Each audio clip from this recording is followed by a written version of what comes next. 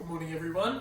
I welcome you to open your Bibles to Matthew chapter 20, verses 1 to 16.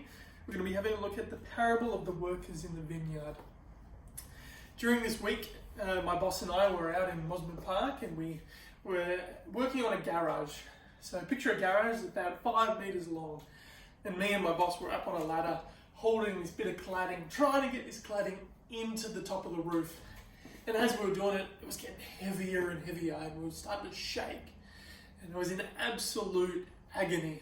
It hurt so much.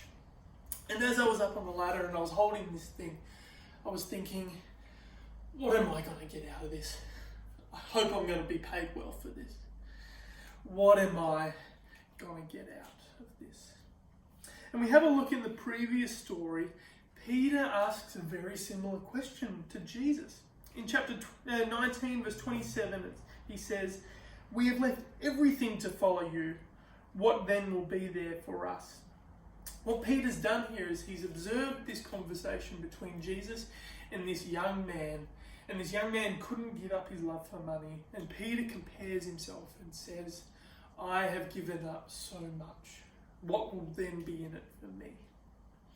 So just like Peter and just like myself, we can also ask this same question, can't we? In our relationship with God, we can ask God, what is in it for me? Will I receive what is fair? Will I get what I deserve? And this is what I want to focus on today and ask ourselves, what do we think we deserve? So Peter initially thinks that this story of the parable in the vineyard is really about rewards, what he's going to receive. But Jesus here actually exposes the heart of Peter's question. He isn't talking about rewards, but he's talking to reveal the heart of his question and reverse his understanding of this kingdom. Okay, so let's dive into the parable and let's see how Jesus slowly unfolds the heart of Peter's question. So in verse 1, it says, "For the kingdom of heaven is like a landowner who went out early in the morning to hire workers for his vineyard." So in the Greco-Roman world, workers would be waiting in the marketplace to be hired. They would wait there until someone would hire them for their day of work. But what's unusual is that if these workers weren't hired, they had no food for their day. There was no unions, there was no welfare systems. They purely had to rely on someone hiring them. And then what we then see is that they would get paid a full denarius for their day's work from sunrise to sunset. And this is a typical understanding of the world. This is what the disciples would be hearing, and they would be like, "I understand this kingdom, Jesus. Keep going. I understand what you're talking about here." But then when we are introduced to this landowner, everything that we understand about reality is turned upside down. Let's have a look. We'll just quickly mention right now in verse 8, this landowner is called an owner in verse 8. And this word in the Greek is the word for Lord. So we'll just keep this in mind as we're going through this story, is that this landowner is actually our God. In verse 1, "For the kingdom of heaven is like a landowner who went out early in the morning to hire workers." In the world, this is really unusual because a landowner would typically send out his foreman to go collect workers. The landowner would be separate from the situation. But this landowner sends himself. He is the one who initiates the hiring. He is the one who personally goes out and hires these people. This is really unusual. Let's then go to verse 3 to 5. We see that at 9 in the morning, he went out and saw others standing in the marketplace. We get this picture over and over is that this landowner continues to search for people. He goes at 6 a.m, he goes at 9 a.m, he goes at 12 p.m, he goes at 3 p.m, and he goes at 5 p.m.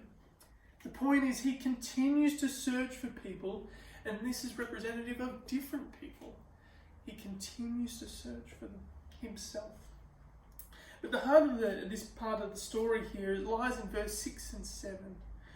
We read that there's these 5 p.m. workers, and they're found still others standing around. these 5 p.m. workers are approached by this landowner, and it says that he hires them. This is so unusual because in the world you would typically hire all the people you needed at 6 a.m. But this landowner decides to hire extra people that he doesn't need. But then let's look at this conversation here. It reveals something about these 5 p.m. workers. Have a look. The landowner asked, "Why have you been standing here all day long doing nothing?" "Because no one has hired us," they said. And he said to them, "You also go and work in my vineyard." When we look at the first part of this conversation, it sounds like this landowner is observing these workers and saying, "Why are you being lazy?" As if he's confronting them about their situation, that why are you just standing around doing nothing? That's what it sounds like to me. But when we actually dig into the Greek, it isn't actually confronting their laziness, but he's actually describing their situation. He's describing their victimhood and their status, that they are lowly and they're rejected. And then that changes the interpretation of the next line of their response. Have a look. He says, the workers reply, "Because no one has hired us." It's presenting this idea that employers were walking into the marketplace looking for workers, and they were observing these workers that were rejected and saying, "No, you're not good enough to work in my vineyard. You're not going to earn me money here, so no thank you." There's this idea that others are rejecting these workers, but then this landowner doesn't reject them. In typical understanding of reality, this is financial suicide.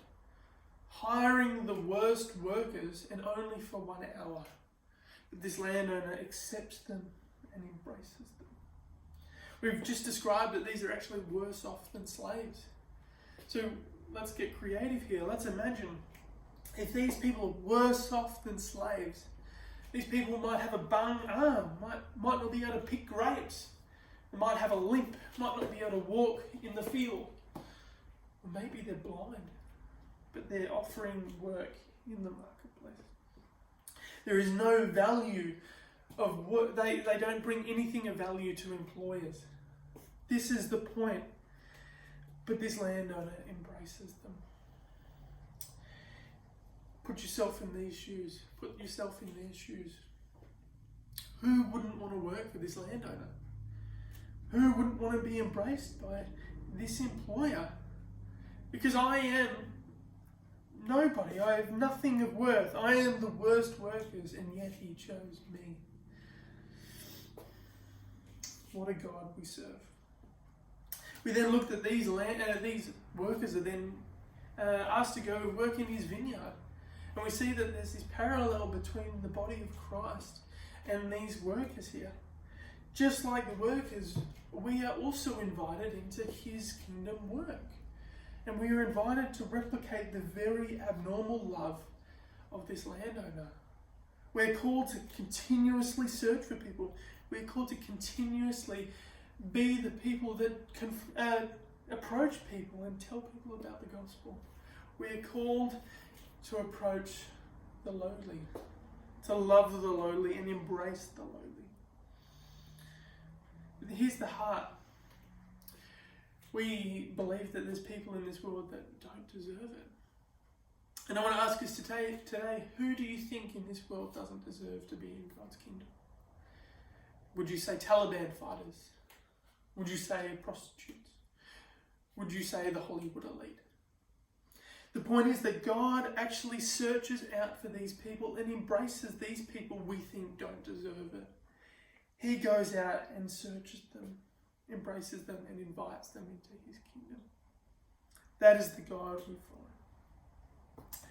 So that is one part of an incredible promise that Jesus gives to Peter and the disciples here at the end of chapter 19.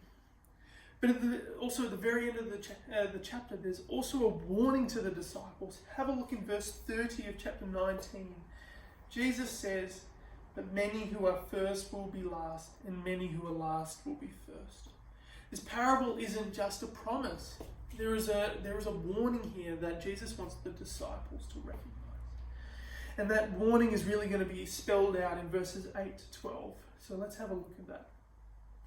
When evening came, the owner of the vineyard said to his foreman, "Call the workers and pay them their wages, beginning with the last ones hired and going on to the first." The workers who were hired about 5 in the afternoon came and each received a denarius. So when those who came who were hired first, they expected to receive more, but each one of them also received a denarius. So when they received it, they began to grumble against the landowner. "These who were hired last worked only 1 hour," they said, "and you have made them equal to us who have borne the burden of the work and the heat of the day." So there's this suspense that builds as these 6 a.m. workers are lined up observing these 5 p.m. workers receive a full denarius. And what's interesting is that these 6 a.m. workers who are lined up don't observe the situation and go, "Wow, what a generous landowner. What a good guy. I want to work for this landowner." Instead, they are jealous and they accuse the landowner. Have a look. Let's read it again in verse 12. They accuse the landowner and say, "These who were hired last worked only 1 hour," they said, "and you have made them equal to us who have borne the burden of the work and the heat of the day." What these workers are saying is that you haven't considered the amount of work, the amount of time, and the amount of effort we've put in for you. They're operating on this grounds that there's work, that there's effort, and there's time that this landowner hasn't considered. And what this situation is revealing is that these people are looking at themselves. When we have a look at the disciples, when we pause and look at the disciples here, they are just like these workers. They were the first to enter the table of grace, who were invited to the table of grace. It is as if they are saying to Jesus, "I was here first and never faltered, so I deserve more. And those who have faltered and are coming last deserve less." The disciples are saying others don't deserve it. I don't know about you, but I have thought similar thoughts as well. And I look at others sometimes and observe that others don't deserve it. They don't deserve God's grace. I remember when my wife and I were trying to fall pregnant, we were comparing ourselves with other friends of ours who would fall pregnant really easily.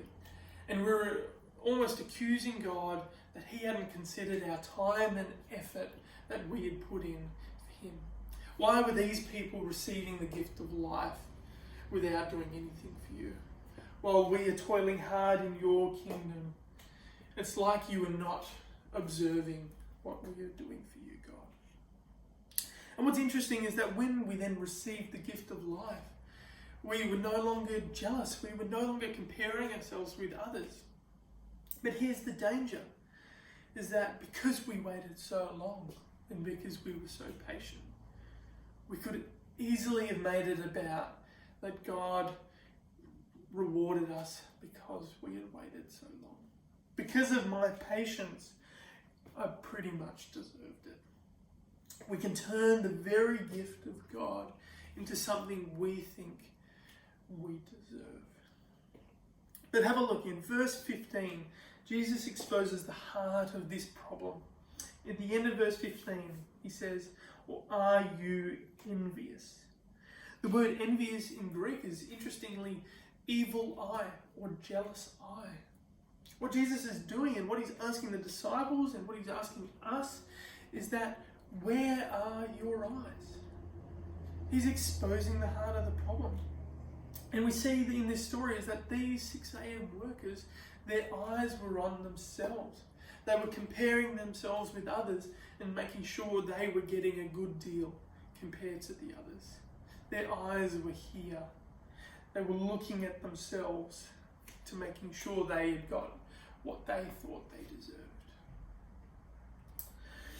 So, as you walked into church today, where are your eyes? This is the question that Jesus is asking us. Where are our eyes? Are they on others, searching searching for recognition, comparing ourselves, making sure we get a good deal? Or are our eyes on the crucified one? Are we truly looking at the crucified one? But this parable isn't just a promise, and it isn't just a warning.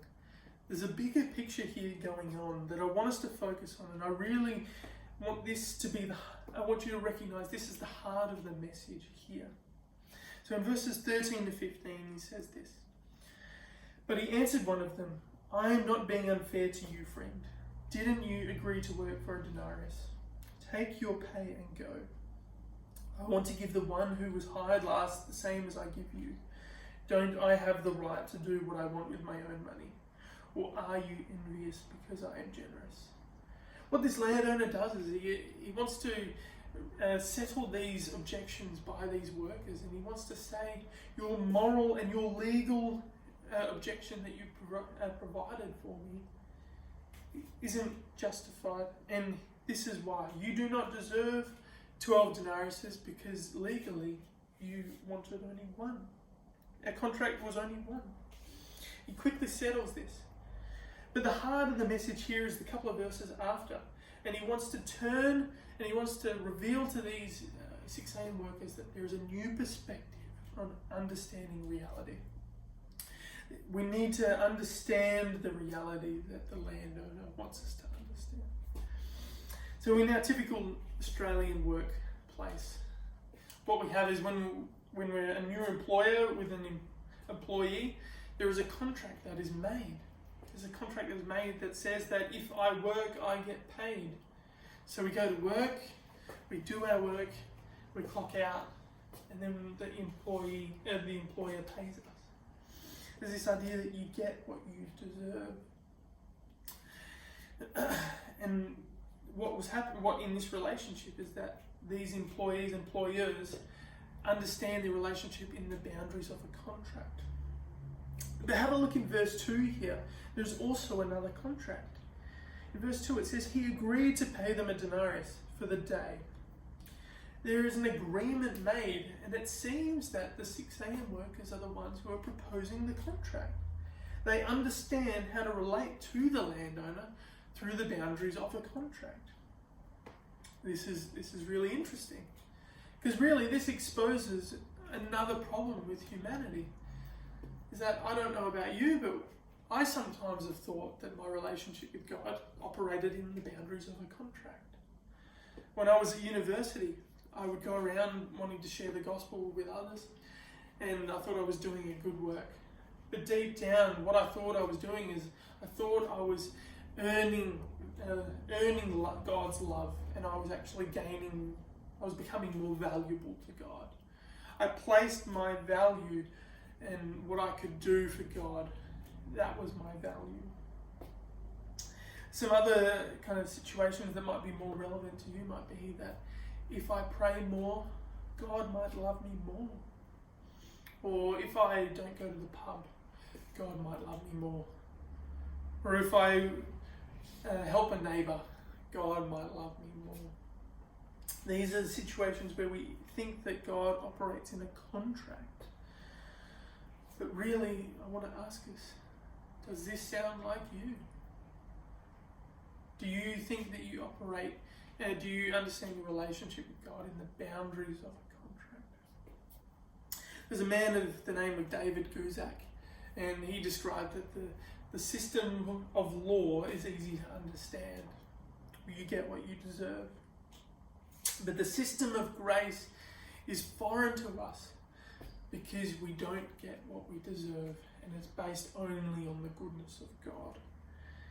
There is this whole reversal of how we understand reality. It is only by the grace of God. So I want to think about this for a second. Who are we really? At times we think we are the 6 a.m. workers who work hard for God, who do good things, and who think they earn value, that they are valuable to God. But really, we are the 5 p.m. workers. We're in nothingness. We're in idleness, waiting in the marketplace of nothing of value.